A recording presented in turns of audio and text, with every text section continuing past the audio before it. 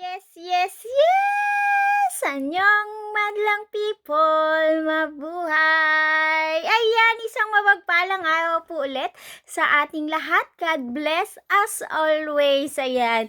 So, ngayon po ay pipili tayo or tatawag tayo ng isa sa mga lucky follower natin na patuloy na sumusuporta at laging nandyan para kay Kuya ng Pinay. So, alam ko naman po na lahat kayo ay nandyan para sa atin. Kaya lang, syempre, hindi natin kayang pagsabay-sabayin. So, eto, tawagan po natin ng isa sa lucky follower natin na pwedeng maka-receive ng ating Jollibee giveaway. Tawagan na po natin siya. Ayan. Sana online siya ngayon para masagot niya yung tawag ko. So, eto na. Puntahan ko na kanyang profile para matawagan siya. So, tingnan natin kung sasagutin.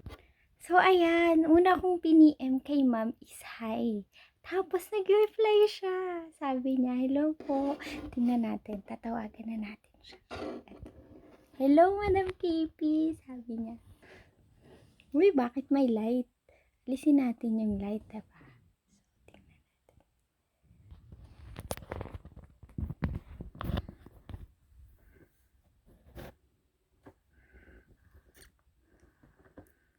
Hello, Madam Suset. Ayan, nandyan ang inyong baby. Ay, tulog. Naku, tulog siya. Madam, ayan. Saan po may malapit na Jollibee? Ano, sa sentro. Sento? Ay, hindi kayo pwede ngayon? Or pwede po? Wala po kasi ngayon eh. Hindi kami makaano. So, kung kailan kayo pupunta, i-PM nyo ako. Ano po?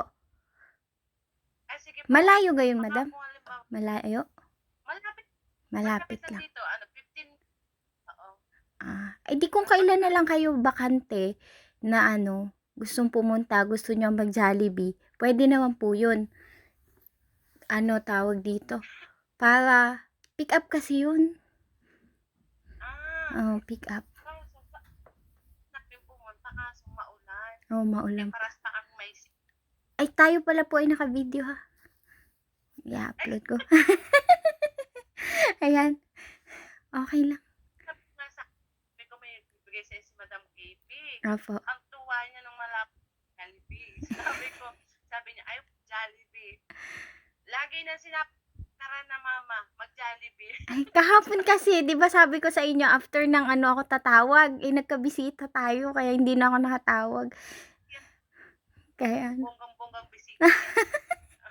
kaya nga po eh. So, ganun na lang, Madam Suset. Halimbawa, gusto nyong mag-Jollibee bukas, i-PM mo ako kasi 5 minutes ko lang naman yung ipaprocess. Tapos, pag nandun ka na, saka mo ako i-PM. Kasi nga, 5 minutes lang yun. Kailangan makuha siya within 10 minutes. Kasi pag hindi siya nakuha, hindi na nila ibibigay. Kaya ganun. Sige, PM kita agad pagka nagpunta ng bayan. Lagi naman ako online. Maulan? Oo, maulan nga. Start na din kasi ng winter dito. May bagyo ulit. Naku po. Ayun. So, yun na lang po. Ano po? Ay, ano palang gusto niya para alam ko na yung order ko. Ano po, lagi na order yung 2 chicken. Tapos, yung may rice o yung may spaghetti? Yung may rice. Ayun. French fries. Sige po. Ayun. Basta bukas. Ay, kung kailan na lang kayo, PM nyo na lang ako. Lagi naman akong online. So, ayan. Thank you.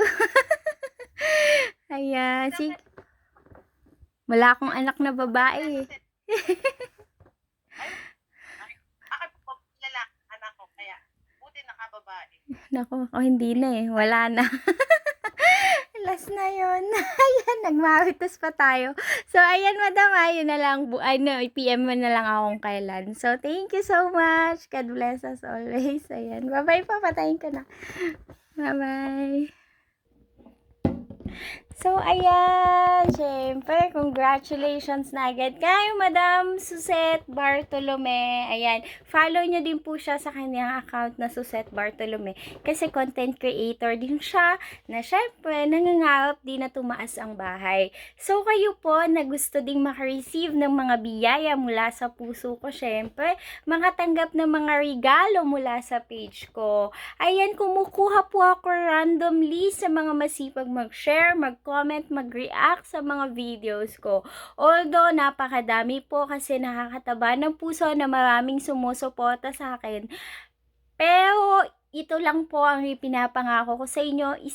Isa-isahin ko po kayo at iba't iba yung matatanggap nyo. Kung hindi man Jollibee, marami pa rin po tayong pwedeng ibigay. So, ayan, thank you so much and God bless you always at huwag nyo pong kakalimutan na i-share ang video na to.